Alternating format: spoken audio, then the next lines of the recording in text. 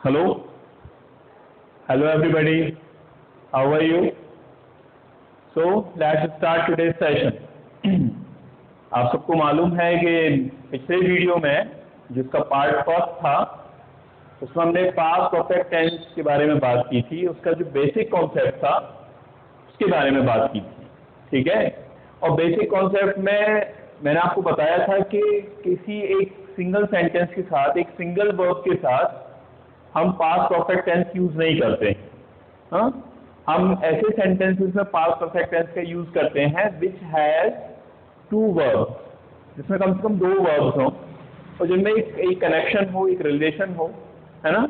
उन दोनों वर्ब्स में, उन दोनों क्लॉजेज में, जो सेंटेंस के जो दो क्लॉज हैं उन दोनों क्लॉजेज में अगर कोई कनेक्शन हमें दिखाई दे रहा है तो उस कनेक्शन के थ्रू हम उसमें पास्ट परफेक्ट टेंस यूज करते हैं। अदरवाइज सिंगल सेंटेंस में with a single verb we can never use past perfect tense. Okay, मैंने आपको इसमें आफ्टर और बिफोर के जो यूजेस थे वो भी मैंने आपको बताए थे। तो एक बार फिर से आफ्टर और बिफोर का जो यूज है उसको हम बात करते हैं और उसके बाद उसके जो और जो यूजेस हैं we will discuss them later. Okay, so let's start today session. तो मैं अभी कह रहा था कि सिंगल जो वर्ब है, सिंगल वर्ब के साथ we can never use past perfect. We use the past perfect in the sentences which have two verb, जिसमें कम से कम दो वर्ब्स हों वहां हम पास्ट परफेक्ट टेंस यूज करते हैं। जैसे कल मैंने एक सेंटेंस आपको बताया था कि भाई डॉक्टर, हाँ, डॉक्टर के पहुंचने या आने से पहले, ठीक है, आने से पहले रोगी मर गया, ये है, ठीक है। डॉक्टर के पहुंचने से पहले या आने से पहले रोगी मर गया। मैंने आपको ये भी बताया था कि जो काम पहले होगा उसे हम पास्ट परफेक्ट में लिखेंगे और जो काम बाद में होगा उसे हम पास्ट सिंपल में लिखेंगे, ठीक है। और यहाँ जिस तरह का भी कंजंक्शन हमें यहाँ पे दिया गया है या टाइम डिनोटिंग एडवर्ब जो हमें यहाँ पे दिया गया है बिफोर, तो बिफोर लिखेंगे। मान लीजिए बिफोर की जगह आफ्टर है तो फिर आफ्टर लिखेंगे, ठीक है। अब देखिए कि पहले एक काम कौन सा हुआ, पेशेंट का मरना, है ना। तो इसको हम पास्ट परफेक्ट में लिखेंगे। हम लिखेंगे द पेशेंट हैड डाइड, ठीक है। The patient had died before. अब क्या आ जाएगा यहाँ पे, बिफोर, क्योंकि यहाँ पे क्या दिया हुआ है, पहले। The patient had died before. अब डॉक्टर का आना ये बाद में हुआ तो इसको हम पास्ट सिंपल में लिखेंगे। तो लिखेंगे बिफोर द डॉक्टर, और आने को कहते हैं कम, उसकी सेकंड फॉर्म क्या होगी, केम। तो the patient had died before the doctor केम। बात समझ में आई। अब देखिए इसका जो फॉर्मूला है, अगर इससे हम फॉर्मूला ड्राइव करें तो क्या होगा, अगर बिफोर वाला आपको सेंटेंस मिलता है तो उसका फॉर्मूला होगा subject plus had plus V3, मतलब वर्ब की थर्ड फॉर्म, और फिर यहाँ पे आ गया बिफोर, उसके बाद फिर से सब्जेक्ट और बी सेकंड, मतलब वर्ब की सेकंड फॉर्म, ठीक है। तो ये है बिफोर वाले सेंटेंस का स्ट्रक्चर कि जो काम पहले होगा उसको यहाँ लिखा जाएगा, जो बाद में होगा उसको यहाँ लिखा जाएगा, और बिफोर यहाँ आ जाएगा। कहने का मतलब कि अगर बिफोर वाला सेंटेंस है तो बिफोर के बाद पास्ट सिंपल लिखा जाएगा और बिफोर से पहले पास्ट परफेक्ट लिखा जाएगा। अब हम एक सेंटेंस लेते हैं जिसमें आफ्टर दिया गया हो, ठीक है। देखिए इसमें क्या दिया गया हो, आफ्टर। मान लीजिए हम इसी को चेंज कर दें कि डॉक्टर के आने के बाद, है ना, डॉक्टर के आने के बाद रोगी या मरीज मर गया, ठीक है। डॉक्टर के आने के बाद मरीज मर गया। अब इसमें आप ये देखिए यहाँ पे क्या दिया हुआ है, आफ्टर, और अब इसमें काम कौन सा पहले हुआ, पहले डॉक्टर आया, क्योंकि डॉक्टर के आने के बाद इसकी मौत हुई, तो ये किसमें लिखा जाएगा? पास्ट परफेक्ट में। और इस सेंटेंस में हमने इसको किसमें लिखा था? पास्ट सिंपल में। क्यों? क्योंकि इस सेंटेंस में तो ये काम पहले हो रहा है, लेकिन इस सेंटेंस में ये काम बाद में हुआ था, और जो काम बाद में होगा उसे हम पास्ट सिंपल में लिखते हैं, और जो पहले होता है उसे पास्ट परफेक्ट में लिखते हैं। तो यहाँ ये काम पहले हो रहा है तो इसको पास्ट परफेक्ट में लिखेंगे, और ये काम जो है इसकी मौत का होना ये बाद में हुआ, तो इसको हम किसमें लिखेंगे? Past simple. ठीक है। अब देखिए कि ये जो स्ट्रक्चर इसका है और ये जो स्ट्रक्चर इसका है, इसमें आपको डिफरेंस अब दिखाई देगा। कैसे? कि यहाँ जो काम पहले हुआ उसको हमने यहाँ पे लिखा बिफोर से पहले, लेकिन अब हमें थोड़ा सा चेंज करना पड़ेगा। यहाँ जो काम बाद में हुआ उसको पहले लिखेंगे, और जो काम पहले हुआ उसको बाद में लिखेंगे, यानी इनका जो क्रम है वो बदल जाएगा। इसके अलावा और कोई परिवर्तन नहीं है। टेंस हमें वही यूज करना है, उसी नियम के अनुसार कि जो पहले होगा उसमें पास्ट परफेक्ट, और जो बाद में होगा उसमें पास्ट सिंपल। तो देखिए यहाँ लिखेंगे द पेशेंट डाइड। ठीक है। After the doctor had come. Come की थर्ड फॉर्म क्या होती है? कम। कम की जो फॉर्म्स हैं वो ये हैं, ये फर्स्ट फॉर्म और ये CAME, ये सेकंड फॉर्म। फर्स्ट और थर्ड फॉर्म दोनों सेम होती हैं, फर्स्ट और थर्ड फॉर्म दोनों सेम होती है, COME, है ना। तो ये थर्ड फॉर्म हो गई, यहाँ हैड हो गया। अब इसका फॉर्मूला अगर हम ड्राइव करें, जैसे यहाँ पे ड्राइव किया, तो फॉर्मूला क्या होगा? सब्जेक्ट प्लस वी सेकंड, मतलब वर्ब की सेकंड फॉर्म, और उसके बाद आफ्टर, और फिर सब्जेक्ट और प्लस हैड और प्लस बी 3, ऐसे लिख दो, या फिर ये ऐसे लिख दो, बी वर्ब की थर्ड फॉर्म। तो ये समझ में आई बात? आफ्टर और बिफोर के यूज समझ में आया।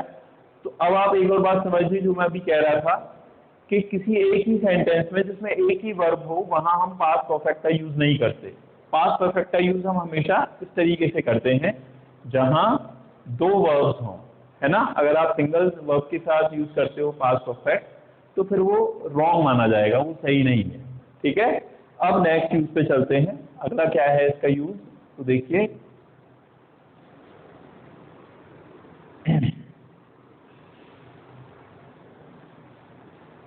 अब कि कुछ ऐसी आशाएं कह सकते हैं, उम्मीदें कह सकते हैं, इच्छाएं कह सकते हैं जो अधूरी रह गई, है ना, जो पूरी नहीं हो सकी। तो उन आशाओं और इच्छाओं को शो करने के लिए, to show that hopes and expectations और thought, we use past perfect tense. देखिए जैसे ये है थिंक, इस तरह की वर्ब्स हैं, थिंक है, होप है, एक्सपेक्ट है, या फिर इंटेंड है ना, और सपोज है, या वांट है।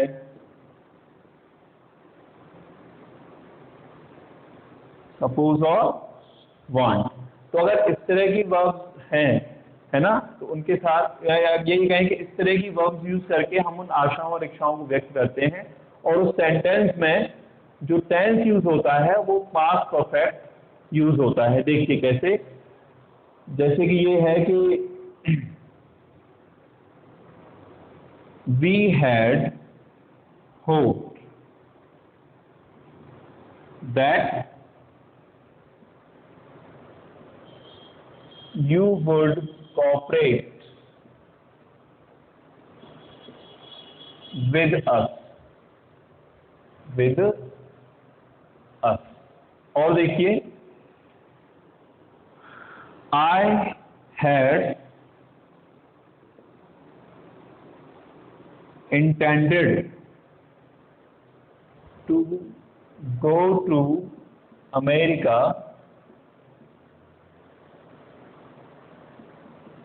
Last year. ठीक है, अब देखिए आप इसमें कि यहाँ उम्मीद क्या थी, उम्मीद ये थी, मान लीजिए मेरे बारे में कोई कहे कि भाई हमारी तुमसे उम्मीद थी कि तुम हमें कोऑपरेट करोगे, हमारे साथ मदद करोगे, सहयोग करोगे, है ना, लेकिन ऐसा हुआ नहीं, लेकिन ऐसा नहीं हुआ। इसका मतलब हमें उम्मीद थी कि तुम ऐसा करोगे, लेकिन हमारी वो उम्मीद जो थी, हमारी वो आशा थी, वो पूरी नहीं हुई।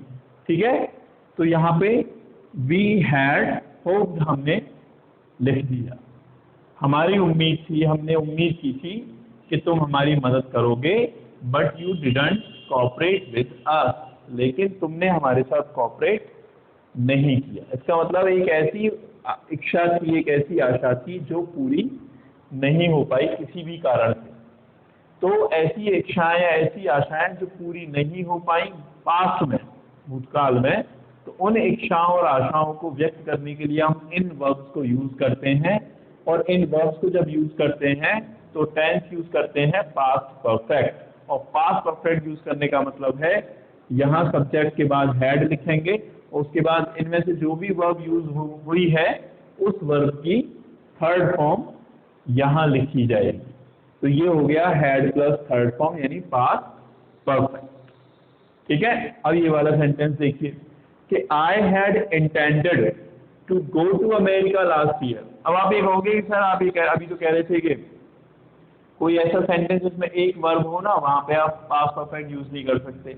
ये बात तो सही है, लेकिन यहाँ पे आप देखिए कि वर्ब कौन सी है, इंटेंड है, और एक ऐसी वर्ब है ये, या एक ऐसी आशा या उम्मीद है या इरादा है। इंटेंशन का मतलब होता है इरादा, कि भाई मेरा इरादा ये था कि मैं पिछले साल, मेरा इरादा क्या था, अमेरिका जाने का। ठीक है, लेकिन मेरी वो उम्मीद या आशा या वो इरादा पूरा नहीं हो पाया। तो अगर इस तरह की कंडीशन है जहाँ पे हमारी कोई अनफुलफिल्ड विशेज हैं या एक्सपेक्टेशंस हैं या इंटेंशंस हैं, तो then we use past perfect tense. हमारी कोई अधूरी इच्छाएं या कल्पना या आशाएं जो भी हैं वो भूतकाल में अधूरी रह गई हैं, तो उन अधूरी इच्छाओं और आशाओं को व्यक्त करने के लिए हम had plus third form use करते हैं, मतलब पास्ट परफेक्ट यूज करते हैं। तो ये इस तरीके से लिखा जाएगा, आई हैड इंटेंडेड। अब इंटेंडेड किसकी थर्ड फॉर्म है, इंटेंड की। देखिए यहाँ भी लिखा हुआ है इंटेंड। इंटेंड का मतलब इरादा होना, इरादा करना, है ना, मन बनाना किसी काम को करने का। तो अब इसकी थर्ड फॉर्म आ गई इंटेंडेड।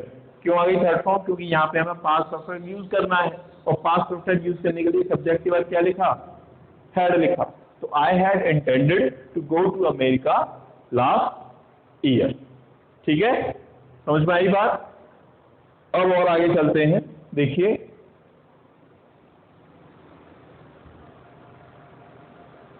कि जैसे ये है एक सेंटेंस मैं आपको दे रहा हूं यहाँ पे, जैसे she had thought of being with us, है ना। She had thought of being with us, कि उसने हमारे साथ रहने के बारे में सोचा था, लेकिन जो सोचा था वो पूरा नहीं हुआ। इसका मतलब क्या है कि she had thought of being with us, कि उसने हमारे साथ रहने के बारे में या हमारे साथ कुछ समय बिताने के बारे में सोचा था, but due to some reason it couldn't be happen, है ना। लेकिन कुछ रीजंस की वजह से, कुछ कारणों की वजह से ऐसा नहीं हो सका। इसका मतलब ये जो थॉट था, ये जो विचार था साथ में रहने का, ये पूरा नहीं हुआ। और जब नहीं हुआ तो हमने क्या यूज किया यहाँ पे, हैड प्लस थर्ड फॉर्म। देखिए कौन सी वर्ब है ये, थिंक, और थिंक की थर्ड फॉर्म क्या होती है, थॉट। तो ये हो गया स्ट्रक्चर हैड प्लस V3 हो गया। तो ये हो गया पास्ट परफेक्ट। बात समझ में आई। अब और आगे चलते हैं, अगला जो यूज है उस पर देखिए। एक जो मोस्ट इंपॉर्टेंट यूज है वो है कंडीशनल सेंटेंसेस में। किसमें, कंडीशनल सेंटेंस। देखिए, जैसे आपने कभी इस तरह की सेंटेंसेस आप लोग खुद भी बोलते होंगे या किसी को बोलते हुए सुना होगा कि भाई अगर वो मेरे पास आता तो मैं उसकी हेल्प कर देता, है ना। लेकिन ना तो वो मेरे पास आया और ना मैंने उसकी हेल्प की। देखिए, जैसे हम यहाँ पे लिखे हैं, यदि वह मेरे पास आता तो मैं उसकी मदद करता। ठीक है, कि यदि वो मेरे पास आता तो मैं उसकी मदद करता। और एक और है, यदि वह मेहनत करता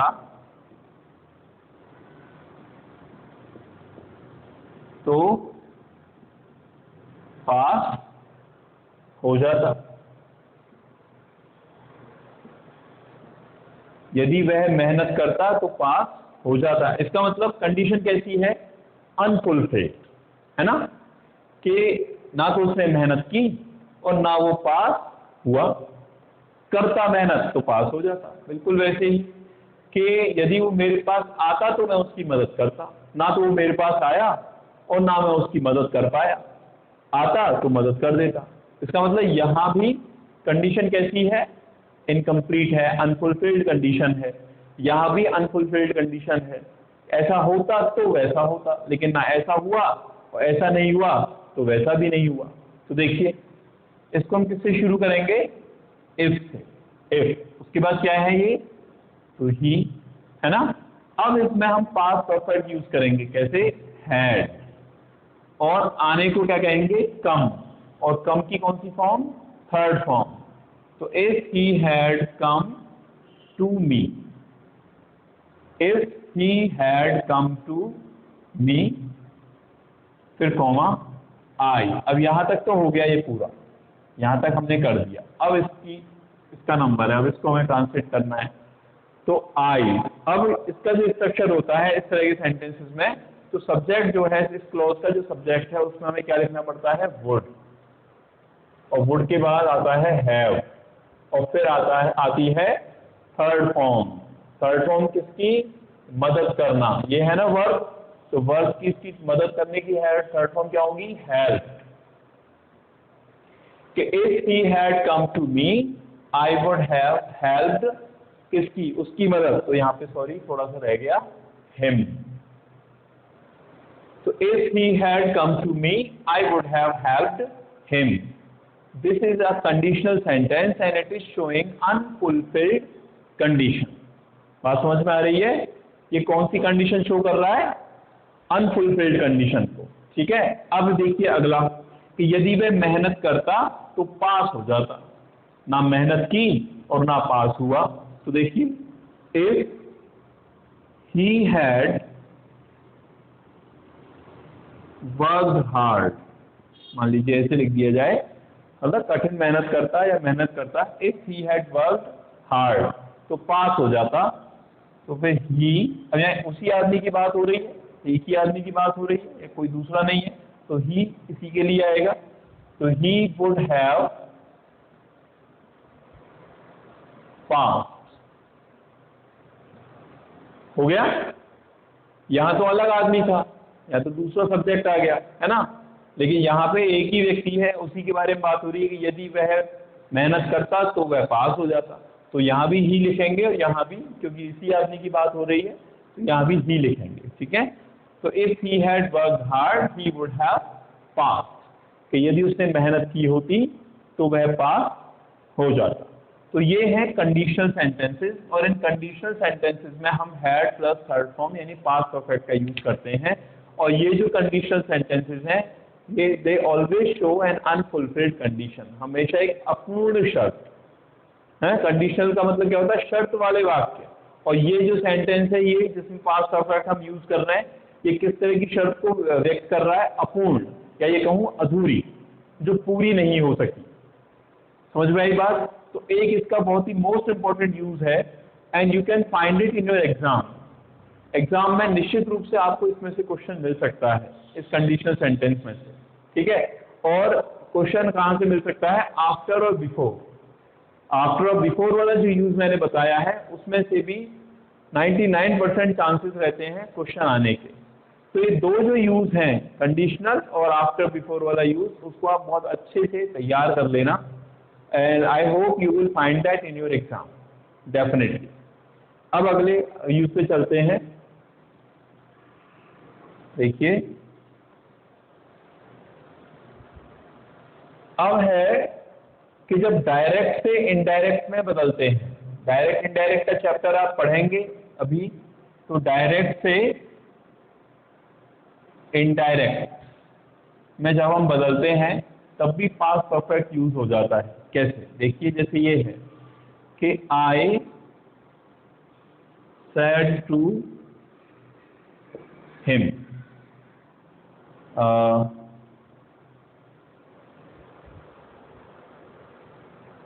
I said to him, I have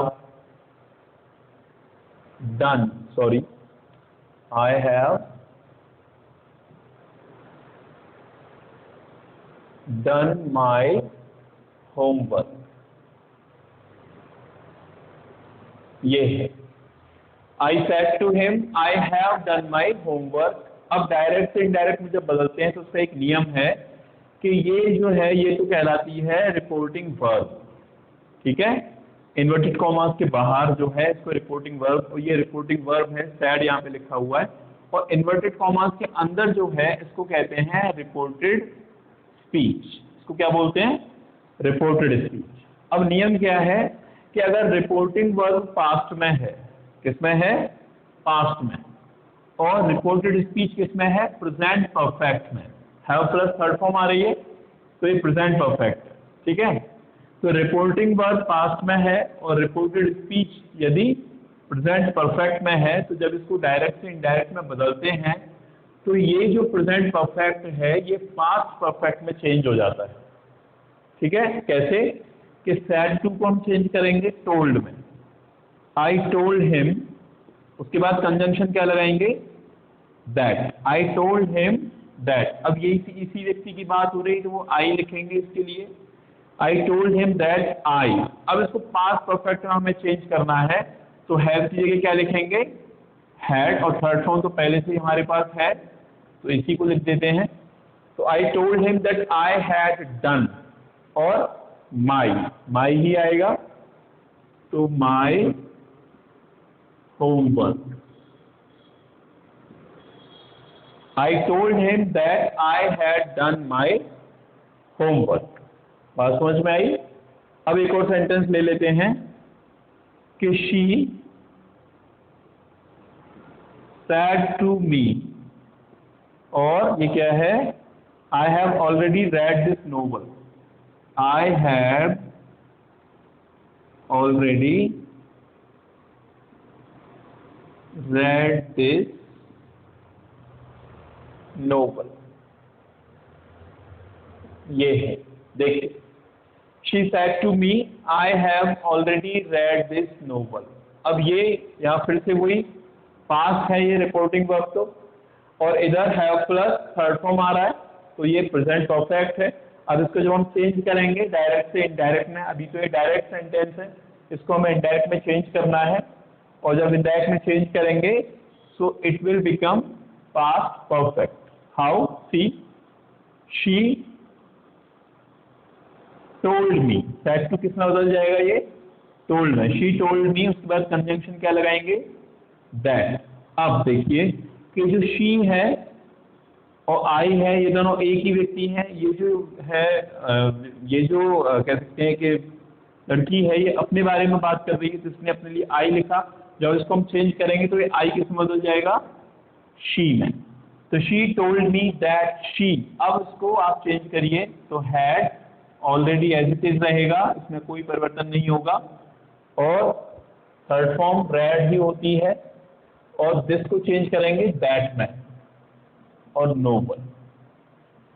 this किस में चेंज होगा, दैट में। हालांकि हो सकता है कहीं आपको प्रॉब्लम हो रही हो इनको समझने में, जब हम डायरेक्ट इनडायरेक्ट का चैप्टर पढ़ेंगे तो उसमें पूरी तरह से क्लियर हो जाएंगे आपको। ठीक है, तो बस आप अभी इतना याद रखिए कि डायरेक्ट से इनडायरेक्ट में जब चेंज करते हैं तो वो पास्ट परफेक्ट टेंस में यूज होता है। कब? जब रिपोर्टिंग वर्ब तो पास्ट में हो और इधर रिपोर्टेड स्पीच में प्रेजेंट परफेक्ट, उस टाइम पर वो प्रेजेंट परफेक्ट जो है पास्ट परफेक्ट में बदल जाता है। ठीक है, तो क्लियर हुआ ये। अब आगे चलें, देखिए अब अगला जो यूज है वो देखिए,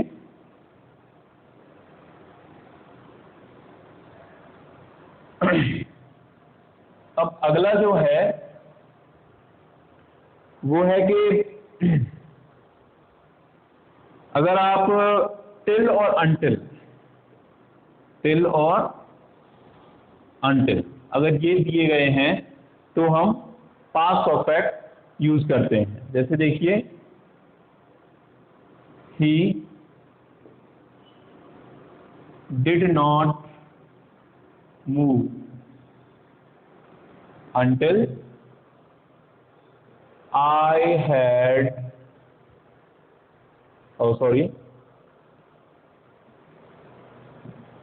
asked